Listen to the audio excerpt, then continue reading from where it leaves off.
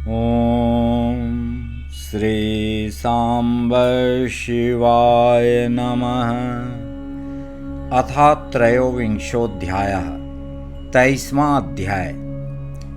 सती के पूछने पर शिव द्वारा भक्ति की महिमा तथा नवधा भक्ति का निरूपण। ब्रह्मा जी बोले, हे मुने, इस प्रकार शंकर जी के साथ विहार करके वे सती काम से संतुष्ट हो गईं और उनके मन में वैराग्य उत्पन्न होने लगा। एक दिन की बात है, देवी सती एकांत में भगवान शंकर से मिलीं और उन्हें भक्तिपूर्वक प्रणाम कर दोनों हाथ जोड़कर खड़ी हो गईं। भगवान शंकर को प्रसन्न चित्त जानकर विनय भाव से दक्ष कुमारी सती कहने लगी। सती बोली, हे देव देव, हे महादेव, हे करुणा सागर, हे प्रभो, हे दीनोद्धार परायण, हे महायोगिन, मुझ पर कृपा कीजिए।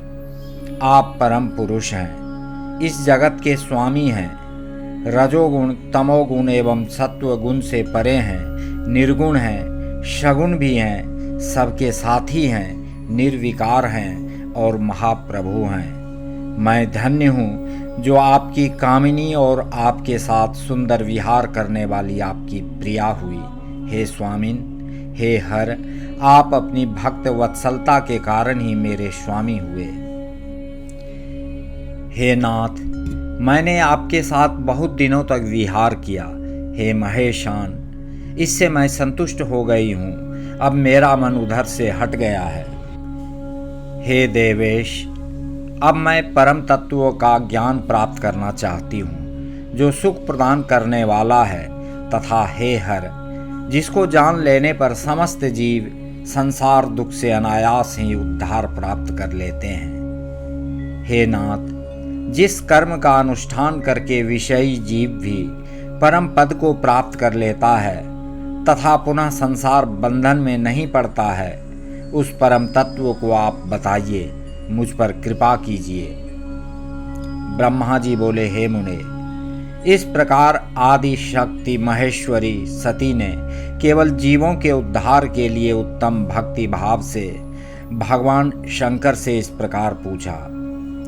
तब इसे सुनकर स्वेच्छा से शरीर धारण करने वाले तथा योग के द्वारा भोग से विरक्त चित्त वाले स्वामी शिव जी अत्यंत प्रसन्न होकर सती से कहने लगे।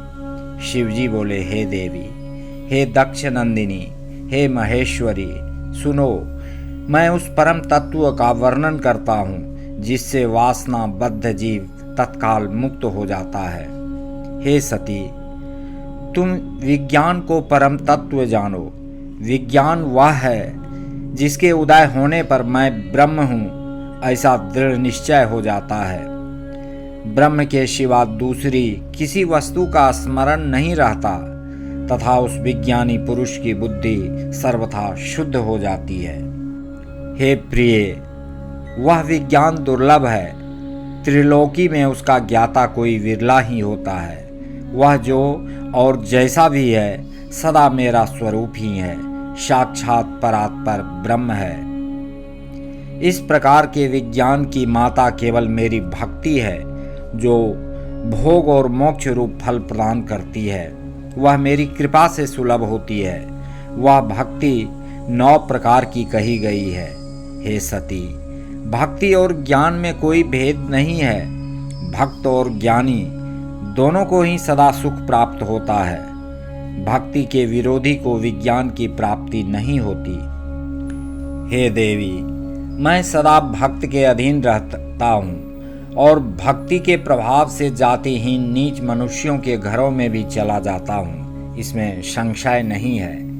हे देवी, वह भक्ति 2 प्रकार की कही गई है, सगुण और निर्गुण।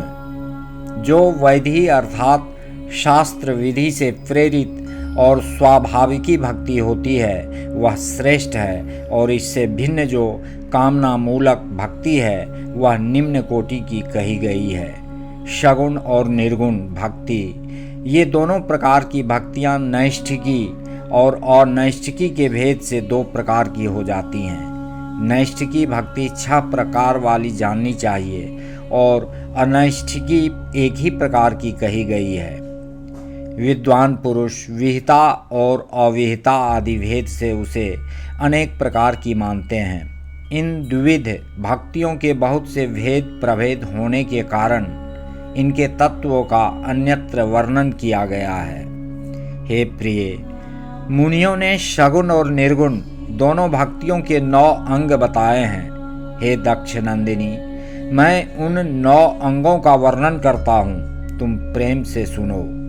हे देवी, श्रवण, कीर्तन, स्मरण, सेवन, दास्य, अर्चन, सदा मेरा वंदन, सख्य और आत्मसमर्पण विद्वानों ने भक्ति के ये 9 अंग माने हैं।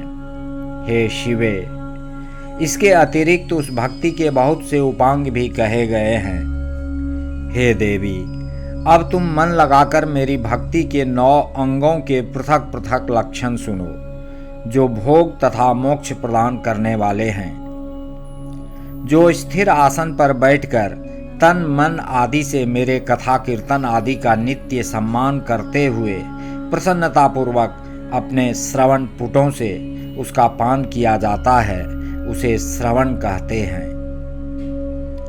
जो हृदय आकाश के द्वारा मेरे दिव्य जन्म एवं कर्मों का चिंतन करता हुआ प्रेम से वाणी द्वारा उनका उच्च स्वर से उच्चारण करता है, उसके इस भजन साधन को कीर्तन कहा जाता है। हे देवी, मुझे नित्य महेश्वर को सदा और सर्वत्र व्यापक जानकर संसार में निरंतर निर्भय रहने को स्मरण कहा गया है। यह निर्गुण स्मरण भक्ति है। अरुणोदय काल से प्रारंभ कर शयन पर्यंत तत्पर चित्त से निर्भय होकर भगवत विग्रह की सेवा करने को स्मरण कहा जाता है। यह सगुण स्मरण भक्ति है। हर समय सेव्य की अनुकूलता का ध्यान रखते हुए हृदय और इंद्रियों से जो निरंतर सेवा की जाती है, वही सेवन नामक भक्ति है। अपने को प्रभु का किंकर समझकर हृदयामृत के भोग से स्वामी का सदा प्रिय संपादन करना दास्य कहा गया है। अपने को सदा सेवक समझकर शास्त्रीय विधि से मुझ परमात्मा को सदा पाद्य आदि 16 उपचारों का जो समर्पण करना है, उसे अर्चन कहा जाता है। वाणी से मंत्र का उच्चारण करते हुए तथा मन से ध्यान करते हुए 8 अंगों से भूमि का स्पर्श करते हुए जो इष्टदेव को अष्टांग प्रणाम किया जाता है, उसे वंदन कहा जाता है। ईश्वर मंगल अमंगल जो कुछ भी करता है, वह सब मेरे मंगल के लिए है, ऐसा दृढ़ विश्वास रखना सख्य भक्ति का लक्षण है। देह आदि जो कुछ भी अपनी कही जाने वाली वस्तु है, वह सब भगवान की प्रसन्नता के लिए उन्हीं को समर्पित करके अपने निर्वाह के लिए कुछ भी बचा कर न रखना अथवा निर्वाह की चिंता से भी रहित हो जाना आत्मसमर्पण कहा जाता है। मेरी भक्ति के ये 9 अंग हैं, जो भोग तथा मोक्ष प्रदान करने वाले हैं। इनसे ज्ञान प्रकट हो जाता है तथा ये साधन मुझे अत्यंत प्रिय हैं। मेरी भक्ति के अनेक उपांग भी कहे गए हैं, जैसे बिल्व आदि का सेवन। इनको विचार से समझ लेना चाहिए। हे प्रिय, इस प्रकार मेरी सांगोपांग भक्ति सबसे उत्तम है। यह ज्ञान वैराग्य की जननी है और मुक्ति इसकी दासी है। हे देवी, भक्ति सर्वदा सभी कर्मों के फलों को देने वाली है।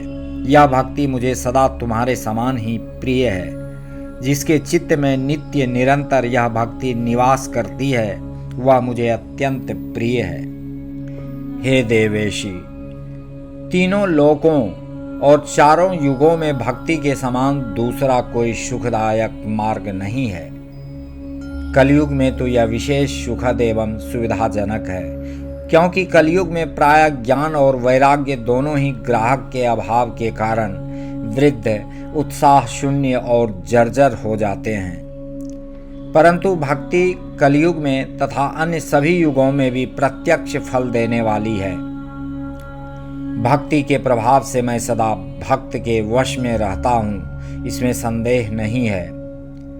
संसार में जो भक्तिमान पुरुष है उसकी मैं सदा सहायता करता हूँ और उसके कष्टों को दूर करता हूँ। उस भक्त का जो शत्रु होता है वह मेरे लिए दंडनीय है, इसमें संशय नहीं है। हे देवी, मैं अपने भक्तों का रक्षक हूँ। भक्त की रक्षा के लिए ही मैंने कुपित होकर अपने नेत्र जनित अग्नि से काल को भी भस्म कर डाला था। हे देवी, भक्त की रक्षा के लिए मैं पूर्व काल में सूर्य पर भी अत्यंत क्रोधित हो उठा था और मैंने त्रिशूल लेकर सूर्य को भी जीत लिया था। हे देवी, मैंने भक्त के लिए सैन्य सहित रावण को भी क्रोधपूर्वक त्याग दिया और उसके प्रति कोई पक्षपात नहीं किया। हे देवी, भक्तों के लिए ही मैंने कुमति से ग्रस्त व्यास को नंदी द्वारा दंड दिलाकर उन्हें काशी से बाहर निकाल दिया। हे देवेशी, बहुत कहने से क्या लाभ। मैं सदा ही भक्त के अधीन रहता हूँ और भक्ति करने वाले पुरुष के अत्यंत वश में हो जाता हूँ, इसमें संदेह नहीं है। ब्रह्मा जी बोले, नारद, इस प्रकार भक्ति का महत्व सुनकर दक्ष कन्या सती को बड़ा हर्ष हुआ और उन्होंने अत्यंत प्रसन्नतापूर्वक भगवान शिव को मन ही मन प्रणाम किया। हे मुने, देवी सती ने पुनः भक्ति विषयक शास्त्र के विषय में बड़े आदर पूर्वक पूछा, जो लोक में सुखदायक तथा जीवों के उद्धार का साधन है। हे मुने, उन्होंने यंत्र मंत्र शास्त्र, उनके महात्म्य तथा अन्य जीवोद्धारक धर्ममय साधनों के विषय में विशेष रूप से जानने की इच्छा प्रकट की। सती के इस प्रश्न को सुनकर शंकर जी के मन में बड़ी प्रसन्नता हुई। उन्होंने जीवों के उद्धार के लिए सब शास्त्रों का प्रेम पूर्वक वर्णन किया। महेश्वर ने पांचों अंग सहित तंत्र शास्त्र, यंत्र शास्त्र तथा भिन्न भिन्न देवेश्वरों की महिमा का वर्णन किया।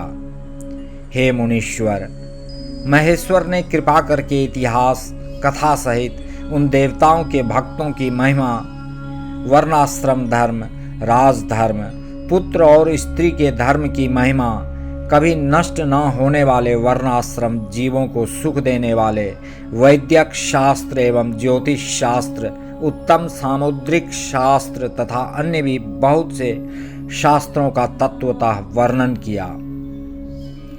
इस प्रकार लोकोपकार करने के लिए सद्गुण संपन्न शरीर धारण करने वाले, तीनों लोकों को सुख देने वाले सर्वज्ञ ब्रह्म स्वरूप शिव और सती ने हिमालय पर्वत के कैलाश शिखर पर तथा अन्यान्य स्थानों में अनेक प्रकार की लीलाएं की।